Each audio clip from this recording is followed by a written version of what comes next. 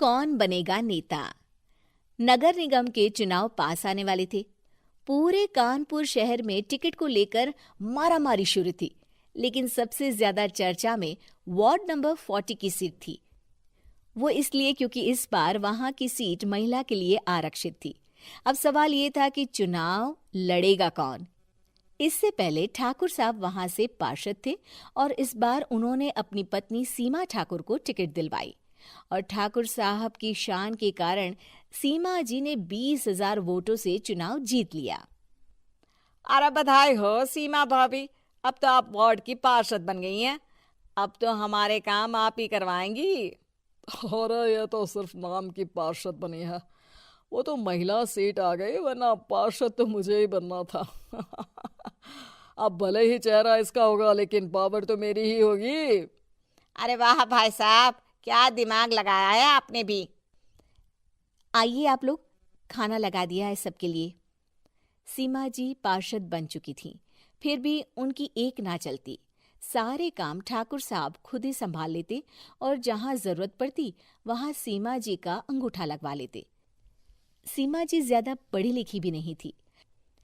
एक दिन ठाकुर साहब और सीमा एक प्रोग्राम में जाते हैं। अरे ठाकुर साहब, आप आ गए। ओहो, पार्षद मैडम भी आ गई हैं। स्वागत है आप दोनों का।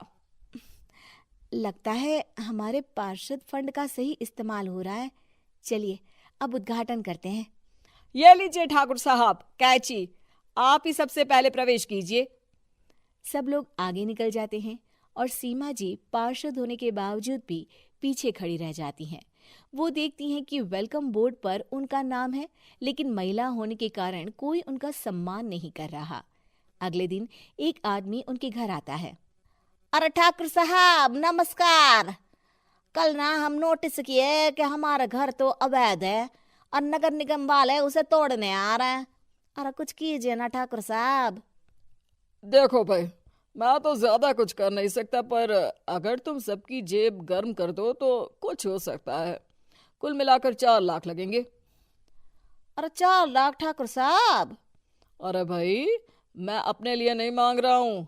दरोगा है, इंजीनियर बाबू है, बड़े साहब है, सबको देना पड़ता है ना थोड़ा थोड़ा।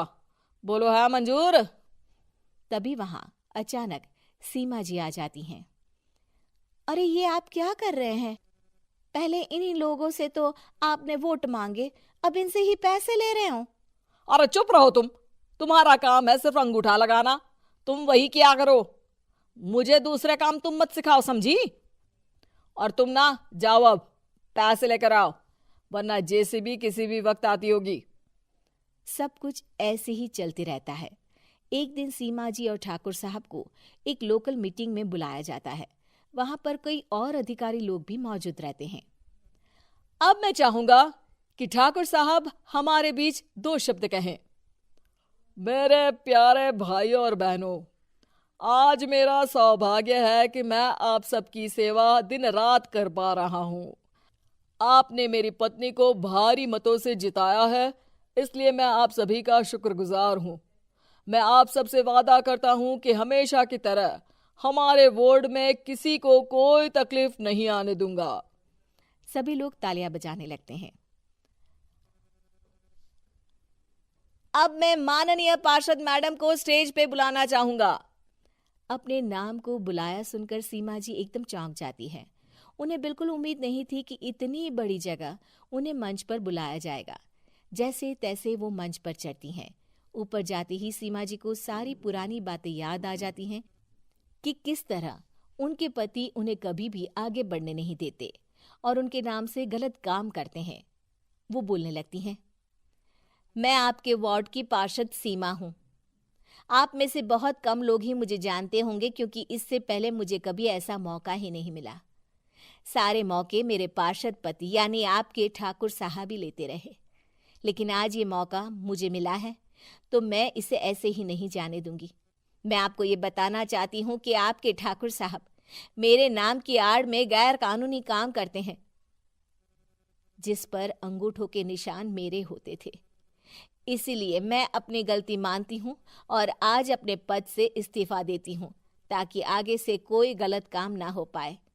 अब फैसला आप सबके हाथ में है कि आप हमें क्या सजा देना चाहते हैं।